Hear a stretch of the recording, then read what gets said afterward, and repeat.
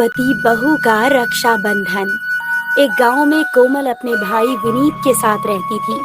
उन लोगों के माता पिता बचपन में ही गुजर गए थे। इसके बाद विनीत ने ही अपनी बहन की परवरिश की और वो चाहता था कि अब उसकी बहन की शादी अच्छे घर में हो जाए। एक दिन की बात है, कोमल नदी से पानी भरकर घर आ रही थी। तभी अचानक उसे कुछ लड़के मिल जाते हैं और वो उसके साथ छेड़छाड़ करने लगते हैं। तभी वहाँ विनीत आ गया और उसने उन लड़कों से कहा, तुम्हारी हिम्मत कैसे हुई मेरी बहन को छेड़ने की? रुको, अभी मैं तुम्हें बताता हूँ। और ये कहकर वो उनकी खूब पिटाई करता है। इसके बाद वो लोग घर पर आ जाते हैं। घर पर आने के बाद कोमल ने अपने भाई से कहा, भाई, आपने उन लोगों को क्यों मारा? क्योंकि वो तेरे साथ छेड़छाड़ कर रहे थे। आप कितने अच्छे हैं, आप मेरा कितना ध्यान रखते हैं। अरे, आखिर तू मेरे जिगर का टुकड़ा है तो ध्यान क्यों नहीं रखूंगा। अब बस तेरी शादी अच्छे घर में हो जाए तो मेरी सारी चिंता ही दूर हो जाएगी। और ये कहकर विनीत वहाँ से चला गया। एक दिन की बात है, कोमल के लिए एक अच्छा रिश्ता आता है। वो लोग शहर से थे। विनीत अपनी बहन की शादी उन लोगों के लड़के के साथ कर देता है।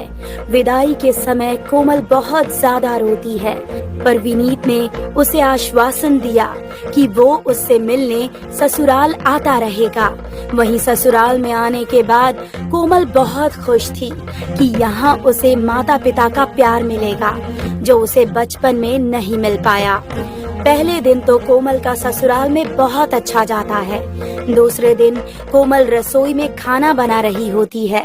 तभी वहाँ पर उसकी सास सुरेखा आ जाती है और वो कोमल से कहती है, अरे बहू, क्या बना रही है खाने में? माँ जी, आप लोग बता दीजिए, वही बना दूंगी। अभी तो मैंने खीर बना दी है। अरे, इतनी देर से बस तूने खीर ही बनाई है? मैंने तो सोचा था खाना बन गया होगा। पर मुझे पता नहीं था ना कि क्या बनेगा। आप बता दीजिए, मैं जल्दी से बना दूंगी। ठीक है, जल्दी से कटहल, दाल, चावल और रोटी बना दे। 1 घंटे में बन जाना चाहिए। ये सुनकर कोमल हाँ में जवाब देती है और काम करने लगती है। काम करते करते वो कई बार जल जाती है, क्योंकि वो सब कुछ जल्दी जल्दी कर रही थी। खाना बन जाने के बाद उसने अपनी सास से कहा, खाना बन गया है, आप खा लीजिए आकर। हाँ हाँ, खा लेंगे। अच्छा, ये तो बता, तेरे भाई के पास कितने पैसे हैं? मेरे भाई के पास ज्यादा पैसे नहीं हैं, और जितने पैसे थे उन्होंने मेरी शादी में लगा दिए। पर आप ये क्यों पूछ रही हैं? अरे बस ऐसे ही। इसके बाद सभी लोग खाना खाते हैं। खाना खाते समय सभी ने कोमल के खाने की बड़ी तारीफ। अरे वाह भाभी, खाना तो बहुत अच्छा बना है। हाँ हाँ, तुम एकदम ठीक कह रही हो, खाना तो बहुत अच्छा बना है। धीरे धीरे समय गुजर रहा था। ससुराल में सब कुछ अच्छा चल रहा था, पर कोमल को पता नहीं था कि आगे उसके साथ क्या होने वाला है। वो तो आराम से अपना जीवन गुजार रही थी और एक दिन की बात है, कोमल प्रेग्नेंट हो जाती है, जिस वजह से ससुराल वाले काफी खुश होते हैं। वहीं उसकी खूब धूमधाम से गोद भराई की जाती है, जिसमें उसका भाई विनीत भी आता है। अपने भाई को देखकर कोमल बहुत खुश हो जाती है। भैया, आप आ गए। मैंने सोचा आप आएंगे ही नहीं, इतने दिनों से नहीं आए ना। अरे बहन, क्या बताऊं, मेरी तबीयत बहुत ज्यादा खराब है, इसी वजह से नहीं आ पाया। क्या हो गया आपकी तबीयत को? आपने बताया क्यों नहीं? मैं ही आ जाती। अरे नहीं नहीं, मैं नहीं चाहता हूँ कि मेरी वजह से तेरे ससुराल में कोई भी अनबन हो। आप कैसी बात कर रहे हैं? आप मेरे भाई हैं। आपकी वजह से मेरी ससुराल में क्यों अनबन होगी? बहन, तू समझती नहीं है, शादी के बाद लड़की का ससुराल ही उसका घर हो जाता है। तू मेरी चिंता मत कर, अब मैं बिल्कुल ठीक हूँ। इसके बाद वो लोग काफी देर तक बात करते हैं और फिर धूमधाम से कोमल की गोद भराई होती है। गोद भराई हो जाने के बाद विनीत वापस गांव लौट जाता है, जिस वजह से कोमल काफी दुखी थी। इस पर उसके पति रमेश ने कहा, अरे तुम दुखी क्यों हो रही हो? वो आता जाता रहेगा, और वैसे भी अगर वो नहीं आ पाया तो मैं तुम्हें गांव ले जाया करूंगा। क्या आप सच कह रहे हैं? अरे हाँ हाँ, अभी तक तुम्हें किसी बात के लिए मैंने मना किया है? ये सुनकर कोमल बहुत ज्यादा खुश होती है। धीरे धीरे समय गुजर रहा था। एक दिन की बात है, कोमल काम कर रही होती है। तभी अचानक उसका पैर फिसल जाता है और वो गिर जाती है, जिसके बाद उसे अस्पताल में ले जाया जाता है, जहाँ पर डॉक्टर ने उसके घर वालों से कहा, मैंने इन्हें कुछ दवाइयाँ दे दी है, जिससे माँ और बच्चा दोनों सुरक्षित है।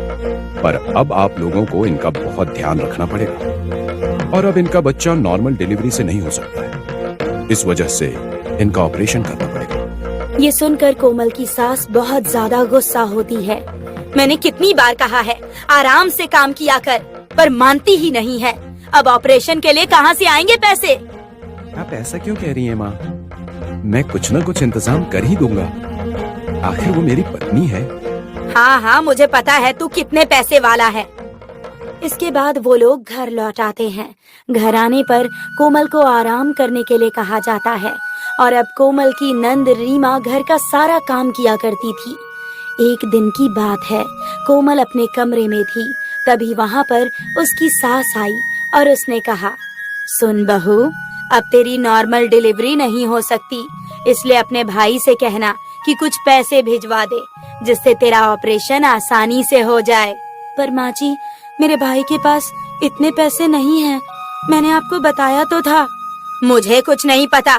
अगर उसने पैसे नहीं भेजे तो इस बार रक्षाबंधन पर घर नहीं जा पाएगी। ये आप क्या कह रही हैं? ये मेरा पहला रक्षाबंधन है। मैं घर जाना चाहती हूँ। मुझे कुछ नहीं पता। यदि तेरा भाई पैसे नहीं भेजेगा तो मैं तुझे घर भेजने वाली नहीं हूँ। तू यही रहेगी। ये सुनकर कोमल बहुत ज्यादा दुखी हो जाती है। वही समय गुजरने के साथ रक्षाबंधन वाला दिन भी आ जाता है। रीमा ने अपने भाई रमेश को राखी बांधी। ये देखकर कोमल बहुत ज्यादा दुखी हुई।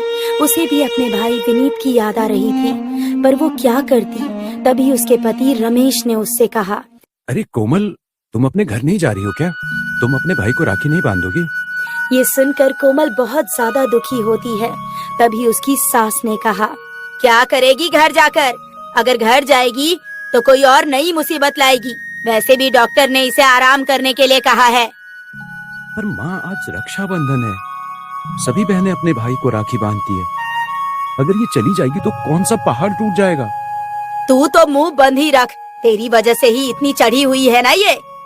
ना ही किसी की बात मानती है और ना ही कुछ। मैंने इससे कहा था कि अपने भाई से पैसे मांग ले, पर इसने मना कर दिया। ये आप क्या कह रही हैं? भला विनीत कहाँ से पैसे देगा? आपको उसकी आर्थिक स्थिति पता नहीं है क्या? हाँ हाँ, मुझे सब पता है। अब तू भी अपनी पत्नी के ही गुणगान कर। और ये कहकर सुरेखा वहाँ से चली जाती है और कोमल भी वहाँ से अंदर चली जाती है। पूरा दिन इसी तरह गुजर जाता है। कोमल बहुत ज्यादा दुखी थी। उसने सोचा था कि वो अपने भाई को राखी बांधने मायके जाएगी, पर उसकी सास ने उसे जाने नहीं दिया। तभी उसे ऐसा लगा जैसे उसके भाई ने उसे आवाज दी, अरे कोमल, राखी नहीं बांधोगी मुझे? आवाज सुनकर वो जैसे ही पीछे देखती है, वहाँ पर उसका भाई खड़ा हुआ था। अपने भाई विनीत को देखकर वो बहुत ज्यादा खुश होती है और उसके गले लगकर रोने लगती है और उससे कहती है, अरे भाई, आप यहाँ पर कैसे? मुझे तेरा पति लाया है और उसने मुझे सब कुछ बताया और मैं भी नहीं चाहता था कि तू इस हालत में वहाँ पर आ, इसीलिए मैं खुद ही आ गया। ये सुनकर वो अपने पति की तरफ देखती है और उनसे कहती है, मैं आपका धन्यवाद कैसे करूं? मुझे तो यकीन ही नहीं हो रहा है कि आपने ये सब किया। अरे पगली, तू मेरी पत्नी है। भले ही तू मायके नहीं जा सकती थी तो क्या हुआ, तेरा भाई तो आ ही सकता था। ये सुनकर कोमल बहुत ज्यादा खुश हो जाती है और इसके बाद वो अपने भाई को राखी बांध देती है। जब सुरेखा ने ये देखा तो वो काफी ज्यादा गुस्सा हुई, पर रमेश ने उससे कहा, माँ, यदि आपकी बेटी के साथ भी उसके ससुराल वाले ऐसा ही करें तो आपको कैसा लगेगा? क्या आपको अच्छा लगेगा? उनकी इतनी हिम्मत जो मेरी बेटी के साथ ऐसा करेंगे, वो ऐसा कुछ भी नहीं कर पाएंगे। तो इसी तरह आपको भी किसी दूसरे की बेटी के साथ ऐसा नहीं करना चाहिए। ये सुनकर सुरेखा को अपनी गलती का एहसास होता है और वो कोमल से माफी मांगती है। मुझे माफ कर दे बहू, मुझसे गलती हो गई। कोई बात नहीं माँ जी, इसके बाद विनीत और उसके ससुराल वाले काफी खुश होते हैं और फिर विनीत अपने गांव वापस लौट जाता है। वहीं अब कोमल भी बहुत ज्यादा खुश थी कि उसने अपने भाई को राखी बांधी और कुछ ही दिनों बाद वो एक सुंदर से लड़के को जन्म देती है, जिससे उसका सारा परिवार बहुत खुश होता है।